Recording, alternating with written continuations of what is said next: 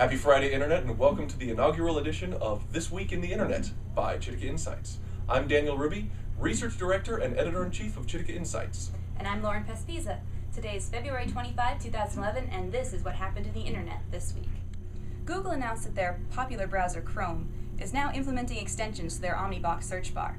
The Omnibox may be the biggest draw for the fast-growing browser, bringing the search box and URL bar into the same place.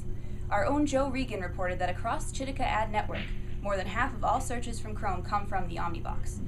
And add to the fact that Chrome makes up about 13% of the network's traffic, it's obviously a popular feature and a force in the world of search. So why do you think the Omnibox is so popular, Lauren? I mean, people have been able to do searches with toolbars in their browser forever, it seems. In a word, simplicity. It's true that the difference between the Omnibox and the search plugin is fairly minor, but Google continues to prove that people want simplicity in their web browsing. This is basically Chrome's version of one bar, one button, 10 blue links. Interesting. The Verizon iPhone continued to make gains in the mobile market this week. After its original launch on the 10th, we began tracking the Verizon versus at&t iPhone breakdown. Although it's stalled recently, the Verizon iPhone has reached as much as 7% of all iPhone traffic this week. You once called the Verizon iPhone the ultimate threat to Android. Has it been living up to your prediction? Surprisingly, not so much. We started looking into the overall mobile market share to see who was losing market while the Verizon iPhone was gaining it, and we've actually found that Android has continued its growth even after the launch of the new iPhone on Verizon. It's grown from the 35% it was at initial launch in our network to 37%. It appears that most of the Verizon iPhone's growth has come at the expense of the at&t iPhone.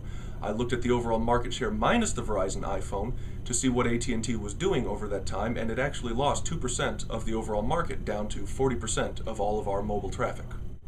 The smaller phone families also lost a pretty good amount of market share over the past 2 weeks.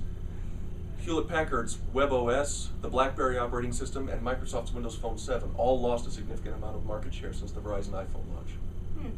I guess having 4G on Android is helping Google grow its market share.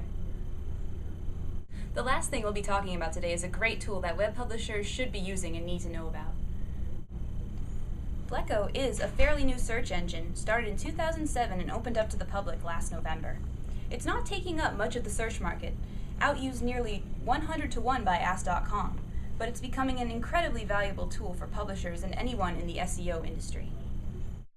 If you search for a website on Blekko and use the /tag SEO, the search engine will return a very detailed site report.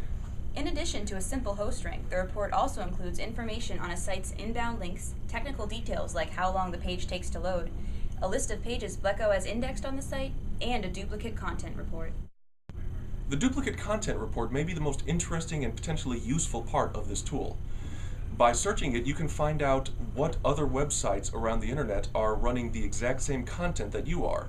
This may be useful for people who use press releases and want to track how far they've spread throughout the internet, and it also may be useful for publishers who are concerned about other websites stealing their content. That's all for This Week in the Internet by Chitika Insights. Thanks for joining us for our first show, and we'll be back next week with some of the biggest stories in internet search and online advertising. And make sure to follow Chitika Insights for all of the internet's news, tips, tricks, and trends. Go to facebook.com/Chitika. And if you've got any requests for data, or if there's a certain story you'd like to see us cover, send an email to insights@chitika.com. Thank you and good night.